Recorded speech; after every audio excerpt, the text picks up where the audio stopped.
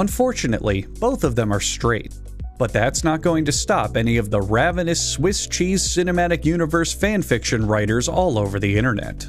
Well, fuck off, Uncle Gary, you good-for-nothing showboater.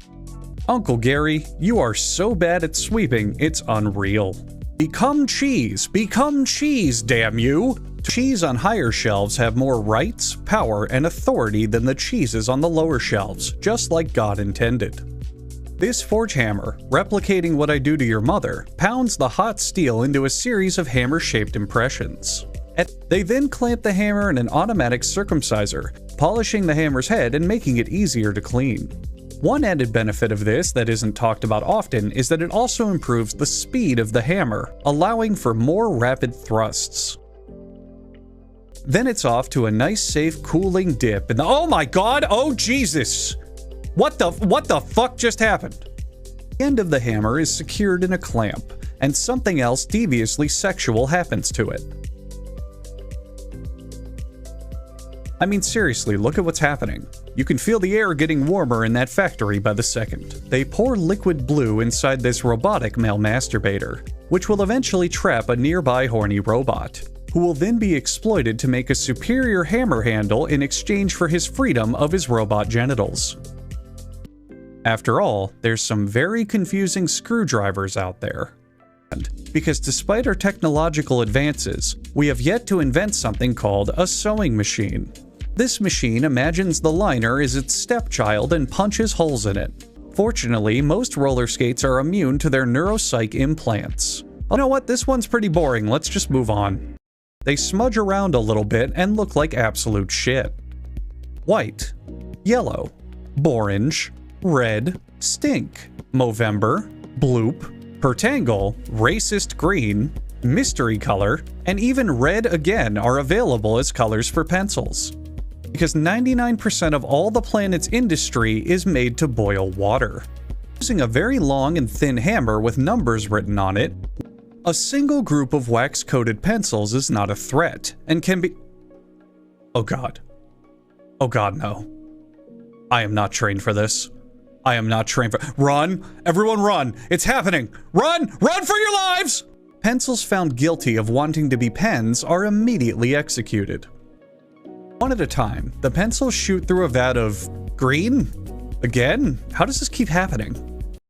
Welcome to our all-white special. The newborn calf suckles for a couple days, and then is promptly slaughtered in front of its mother to make delicious veal, causing the mother to continue sympathy lactating for another 10 to 12 months. These cows aren't confined to stalls, walk around the factory freely, and have an attorney on retainer in case of any legal disputes. The cow who is chosen by the lottery wins the grand prize of being slaughtered and eaten by the town. The punishment for betraying the cow god's love is being milked by the cold metal hands of an unthinking, unfeeling machine. As the nipple sweepers get disinfected, the robot disengages each teat separately, which is the same way that I handle your mother. After 10,000 cows have been fully milked, the prophecy is fulfilled, and the machine self-destructs, now free from the cow god's bidding, while holy water fills the sacred pump to purge its name from the history books. But as with all things, the cycle will always begin anew, and life will struggle to break free of it until its final, ultimate cleansing by the machine uprising.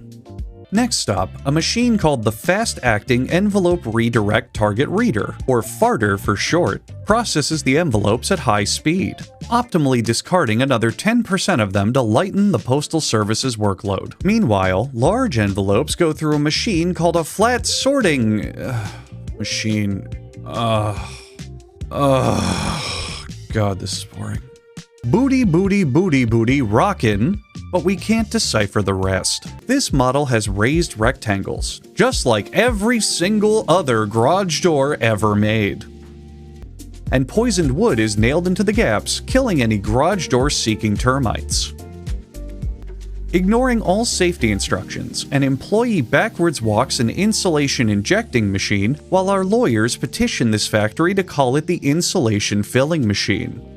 That's even better stuff. And really go postal on mounting this rubber weather seal. That line would have made way more sense during the mail segment. I'm sorry, let me try again. Time for this sealant to really milk this garage door for all it's worth. You know what, never mind. Poison nuts are installed to secure the door and kill any garage door seeking squirrels. And finally on our all-white special, blackboards. Really? We couldn't find more than 3 white objects? We only needed 1 more and we go with blackboards?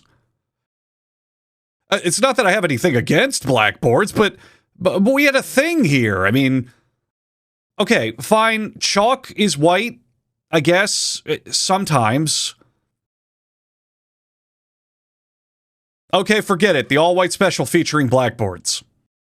Blackboards begin with thin sheets of galvanized steel that are silver and not green or black. Ugh. Before application, the black paint is fed cocaine, which is something that is definitely racist. And disappointing no punchline green. No, it's not illegal for garage door factories and blackboard factories to make sandwiches. Stop emailing us about this. The frame is then bent neatly around the corners of the green blackboard. Why doesn't the script just say chalkboard instead? It would make this whole segment make a lot more sense.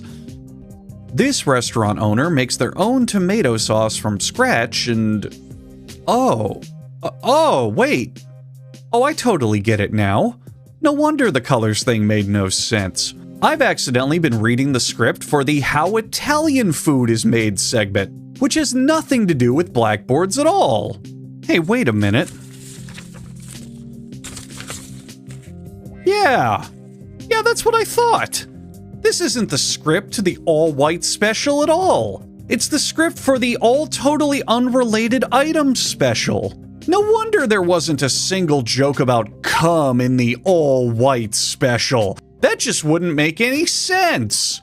Well, I guess the only way it could make sense is if I, Huggbees, creator of this series on YouTube.com, were a true comedic genius. And I knew that each and every one of you would be waiting for a joke about cum this entire episode. So I kept you on the leash for the entire video's runtime, boosting my analytics just to craft incredible jokes without ever needing to reference semen in any capacity. But that would only be possible if I was the same kind of comedic genius who would refrain from using a single swear word in this entire episode just to challenge myself to see if I could get through an entire episode without relying on profanity as a punchline for no other reason than to test my comedic abilities. And since all of those things seem to be true, I guess the only thing left for you to do is to subscribe and go watch each and every single other video I have ever made so you can see what true comedic genius looks like.